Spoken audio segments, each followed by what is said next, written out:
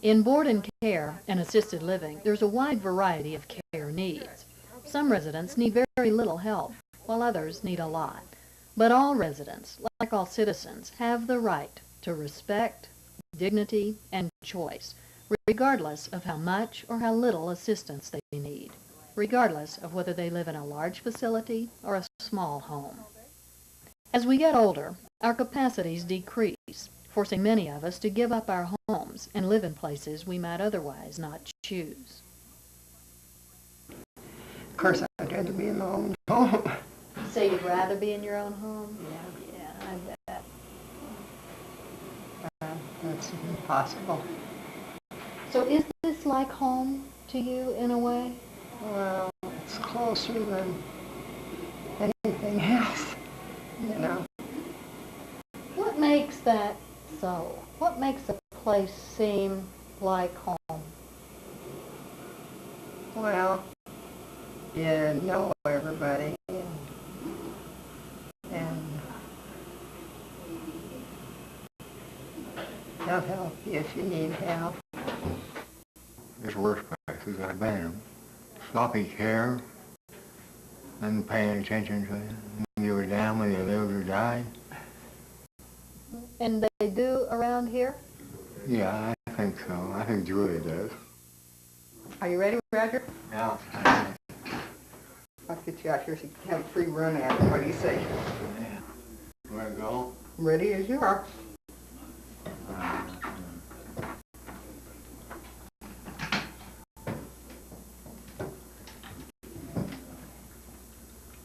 That wasn't so bad, was it? No.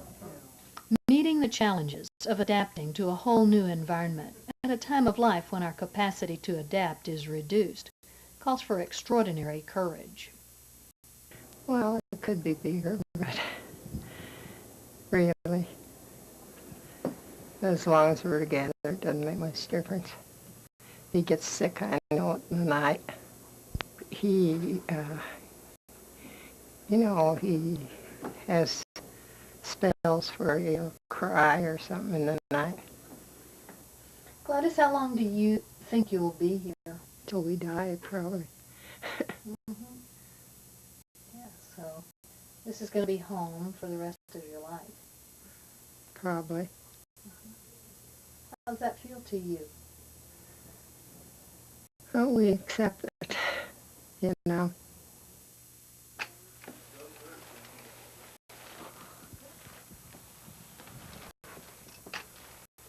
Now, how do you decide who goes to bed when? They decide, we don't decide. That's their decision. Just turn it around here and then go ahead and sit on the bed. Okay, swing your feet up. So you're giving them control over their lives here. No, I just ain't taking it away. I'm just not taking it away from them. They had control before they came here. I just didn't take it away because I came here. If you put yourself in their place, because someday we're all going to be there, I'm not going to want to be treated different just because I'm old or just because I can't do as much as I used to do. Unable to do as much as we used to do, many of us become more vulnerable and dependent as we grow older. Okay, Rainey, you ready to go have a bath and get cleaned up for bed? Well, not right now. Not right now? Oh, they're definitely vulnerable and dependent. But you can't let them know they're dependent or vulnerable, either one. I don't feel like going, honey, and not ready to go either. I think we better go or you'll be late getting into bed and then you'll be tired in the morning. You think? You think we better, don't you? Well, if you think so. Okay. I'm not going to argue. You're not going to argue? I have to talk all of them into things that they really don't want to do. Because it doesn't do any good to badger. It just makes them feel bad and it hurts their feelings and then you get kind of a little stubborn thing where they're not going to do it. They just won't do it because they don't care anymore. If that's the way their life has to be, that they're constantly being badgered or picked on, it's not worth doing. So you can't push it to that point. I hate to walk like this. I'll hang on to you, honey. I won't let nothing happen to you, I promise. Okay. Okay. You're doing pretty good with that walker these days, aren't you? If you're going to keep them so that they're happy, you have to make them think that they can manage on their own. If you tell them that they're an invalid or that they can't do anything and you have to do it for them, then they get to looking down on themselves. And if you just tell them that you're just there to help them if they run into a problem, it works easier for them. So it sounds to me like you care a lot about their feelings. Oh, yeah. They're basically my family. I hurt my back the other day and I'll have a time walking Okay, go ahead and go over here to this door. to the door. To the door. You want to do it for me? If I could, I would. You can. I don't think I can. I don't think I'm strong enough to just pick you up. And we don't want them rushed because that's supposed to be enjoyable. You visit, you talk, you rub them with lotion, you curl their hair. It's not anything that has to be done in any big hurry. You know, Julie, the way that you describe your work with some of them, and the fact that you give Rainey a bath and have to help them, could in a way make them seem like children. You can't talk to them like they're children. That makes them feel belittled. You can't. You have to talk to her like she's an adult. And basically what I try to do is I try to make sure that every time I'm talking to her, I talk to her the way she talks to me. She always calls me honey and she always calls me sweetheart. So I do the same thing with her. And I wouldn't dare do that with Jeanette. That Jeanette doesn't like to be called honey or sweetheart. It upsets her. There you are. Thanks, Doris. I think they love me as much as I love them. And sometimes they get annoyed with me. I mean, that's just like a family. You don't constantly, every day, always get along. And then they'll snap at me, and I'll say, okay, I'll try to do better next time. And then they tell me they're sorry, and that ends it. It doesn't ever go any further than that. So that friendship and caring that you're giving them is coming back to you. 12 times. 12 times.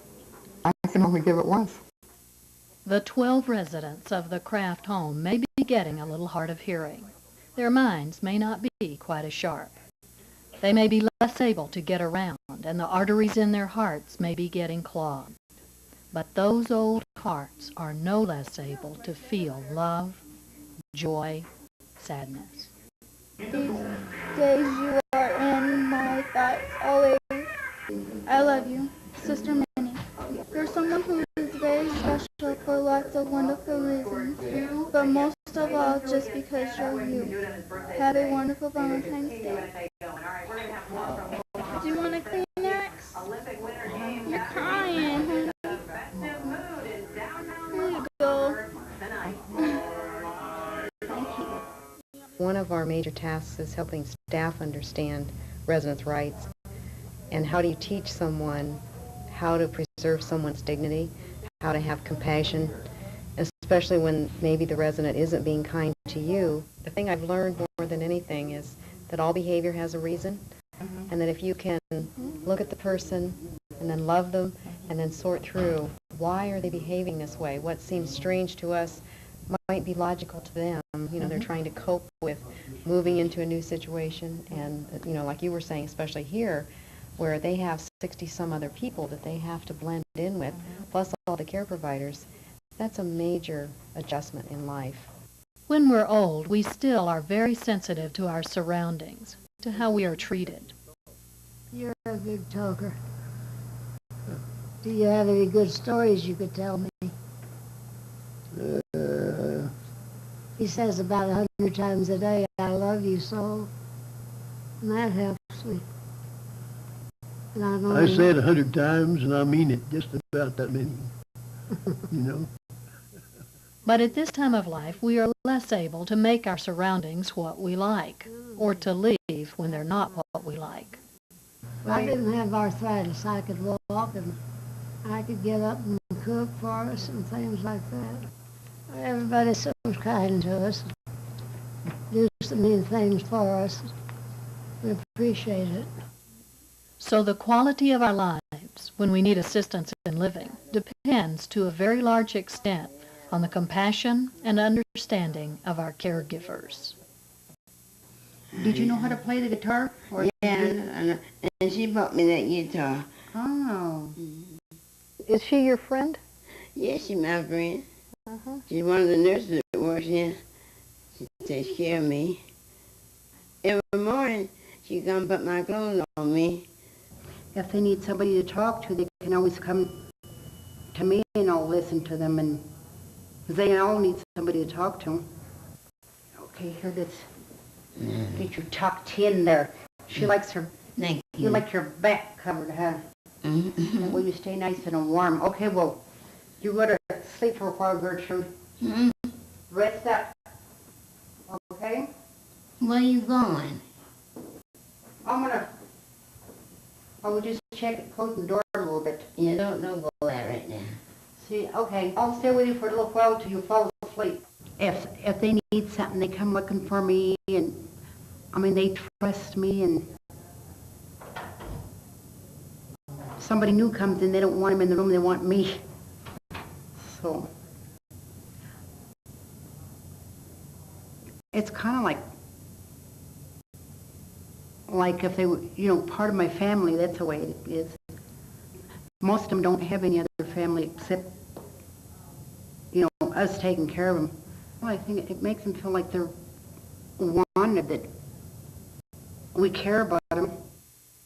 Feeling at home where we live is so fundamental to feeling comfortable, safe in the world, especially to people who are home all the time. It's harder after we have to leave our own homes. One of the things which I think is really tough for both operators and residents of board and care or assisted living or whatever we call it is that for the resident, they're moving into a place that isn't their home, and for the provider, they're having other people come into their home. And I think it places everybody in a position where we've got to be really careful about respecting the rights of all folks.